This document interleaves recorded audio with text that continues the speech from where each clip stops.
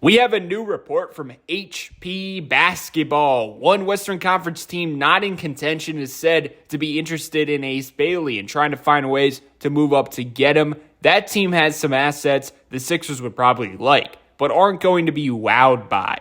It's a good starting place for a 3-team Paul George trade, though. So the question is, who could those teams be? I think the Jazz definitely got to be in there. Personally, I think it's the Pelicans at the 7th spot. I think they're trying to get up to number 3 with the mess of Zion and everything going on with that organization. They could use an Ace Bailey type to potentially save their franchise or just give the fans some hope. It's not going to be the Rockets at number 10 because they're in contention. So it could be the Portland Trailblazers at 11, but I don't really think so because they have Shaedon Sharpe, and he's pretty similar to Ace Bailey in terms of scoring talent. Different position, but same archetype. So I think it's Pelicans, but it could also be the Utah Jazz for sure. The Pelicans have some talent that the Sixers should really be interested in. I mean, Trey Murphy is 24 years old. He's 6'8", extremely long arms. He fits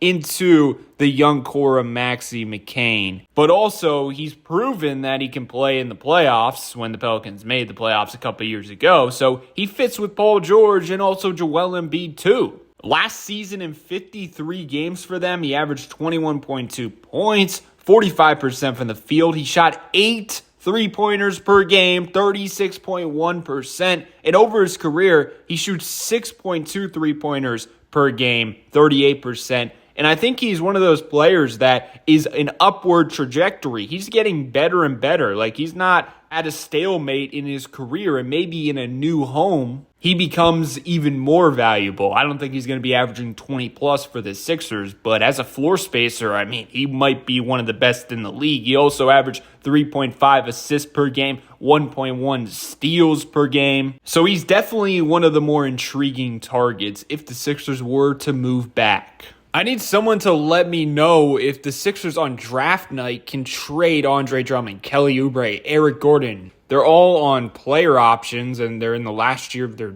deal. So are they eligible to be traded before the draft? Because I'm pretty sure players pick up their options after the draft. And the thing that gets difficult with Trey Murphy is he's making $25 million a year, so it would almost have to be a Paul George type of deal. And I personally don't see Daryl Morey admitting defeat on that terrible Paul George contract. I want to give a quick shout out to Howie Roseman. The Eagles signed Bryce Huff to that terrible deal last offseason, but at least he was willing to accept defeat and he traded him for something, even though it wasn't great value in return. That's the most annoying thing about Daryl Morey right now. I understand Paul George's trade value isn't too good, but it feels like there's no way he would ever even consider trading him because he made this long-term investment and he doesn't want to admit defeat that he was wrong. He should have went a different direction. I digress. My point is, Trey Murphy might be a little tough to make the money work on draft night. But there is another player on the Pelicans that is very interesting, Herb Jones. One of the best perimeter defenders in the NBA, and if you're trying to make the McCain and Maxey duo work, you need a defender like him. He's 26 years old, so a little older than Trey Murphy, but just hitting his prime now, so I'm fine with trading for him.